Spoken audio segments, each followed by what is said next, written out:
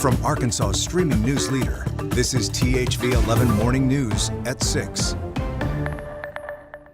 Good morning and thanks for joining us here on THV 11, streaming on your TV with THV 11 Plus. I'm Hayden Balgavy. Karen is off this week, but meteorologist Tracy Bean is with us, and Ashley King joining us.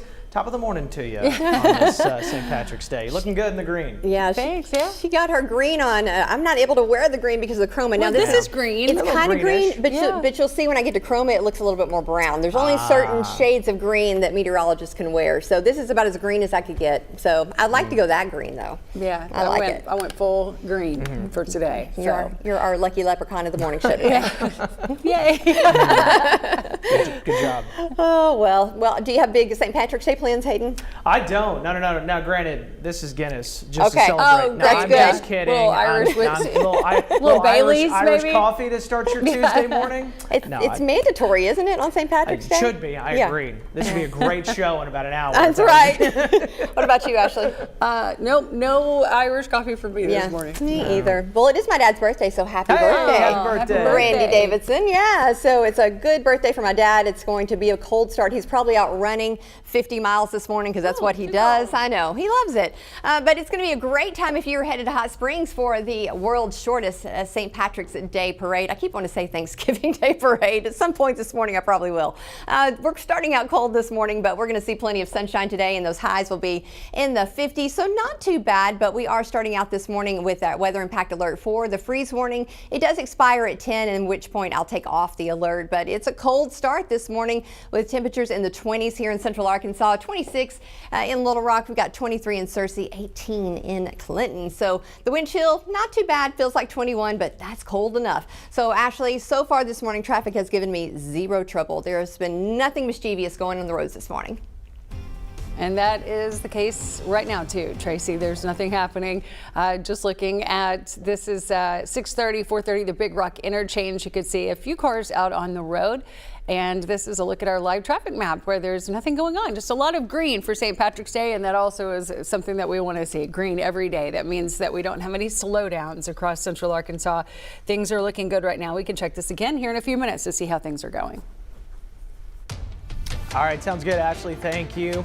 To national news this morning, President Donald Trump says U.S. and Israeli strikes on Iran have severely weakened the country, even speculating that the country's new supreme leader may be, quote, gone. But Iran continues to fire back with more strikes on Gulf nations this morning.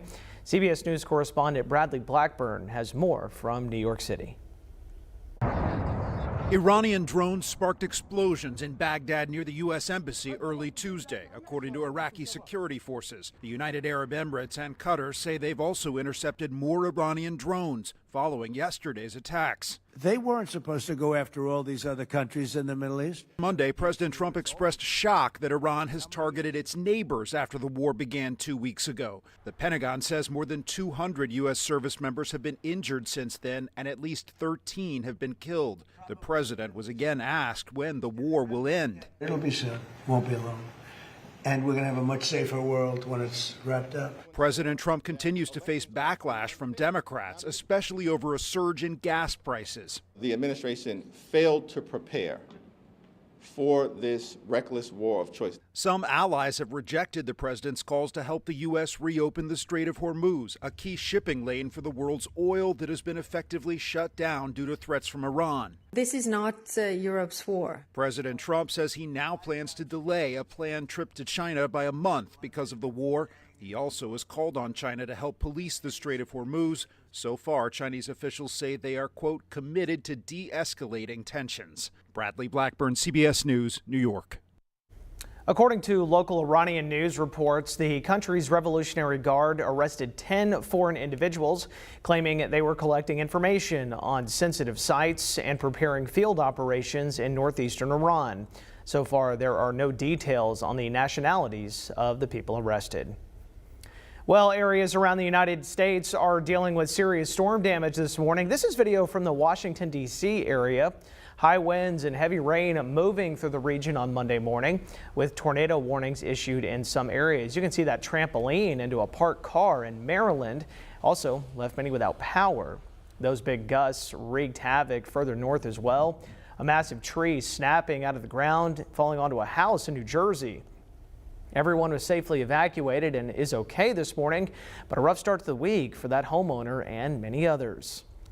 A similar scene in parts of the East Coast, including Charlotte. Another huge tree uprooted and falling onto a home as those severe storms swept across North Carolina. At the same time, ongoing blizzard conditions brought parts of the upper Midwest to a standstill on Monday. As much as 3 feet of snow dropping in parts of Wisconsin and Michigan.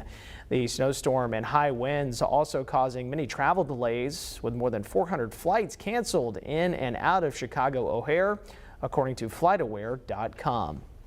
Although we did see some power outages around Arkansas late this weekend, those are almost all cleared up now. The state dodging the worst of the bad weather. One minor note, though, for folks in Conway, the city has shut down its pickleball courts. Parks and Rec Department posting this yesterday. They say they'll update their social media pages when the courts reopen. Also, while people are cleaning up from the smaller scale damage over the weekend, the governor is still sending money to places recovering from last spring's storms. This is video from one of the hardest hit areas in northeast Arkansas. Governor Sanders signing an executive order sending $35,000 to the State Emergency Management Division to help cover those cleanup expenses. This morning, leaders in Jefferson County say a proposed pay raise for road crews could come at a cost. The plan would boost salaries, but could also eliminate jobs at a time when residents are already frustrated with road conditions. THV 11's Tamer Knight has the details on what county leaders are now saying. Well, Hayden, the proposal was up for discussion during last night's quorum court meeting. It would have reallocated funds within the road department to give workers raises ranging from 3% to 26%, but the plan did move forward. For months, residents have voiced concerns about road conditions across the county. An appropriation ordinance aimed at increasing pay for Jefferson County Road Department employees fell during its second reading Monday night. The plan, backed by County Judge Gerald Robinson, would have shifted payroll funds to cover raises, but it would also eliminate positions within the department. Justice of the Peace Reginald Johnson says cutting jobs is the wrong move, especially as staffing levels have already dropped in recent years. I don't believe we could, should, and it shouldn't even be talked about at this point. I mean, you have people complaining, and I'm not even going to call it a complaint, what they have is concerns. I mean, nobody wants a suspension on their cars torn up.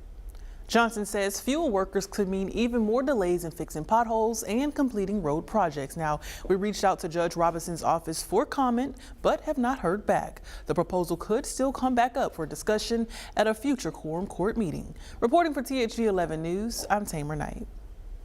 All right, Tamer, thank you for that update. Let's send it now over to meteorologist Tracy Bean with a forecast to help you plan your day today. Well, grab the coat this morning for yourself and the kiddos as you're heading out, or maybe you're heading out to walk the dog. It's a little chilly out there this morning. Temperatures are in the 20s. We do have that freeze warning until 10 a.m. with our weather impact alert, and then we'll go ahead and remove that. Plenty of sunshine today, a few more clouds rolling in later this afternoon, but highs in the mid 50s. And for your Wednesday, we're going to start out much warmer in the 40s and cloudy skies, but we'll see that sunshine by the end of the day. And look at that wind. It's out of the southwest. It might be a little bit breezy tomorrow, but we're still looking for those highs close to 70 degrees.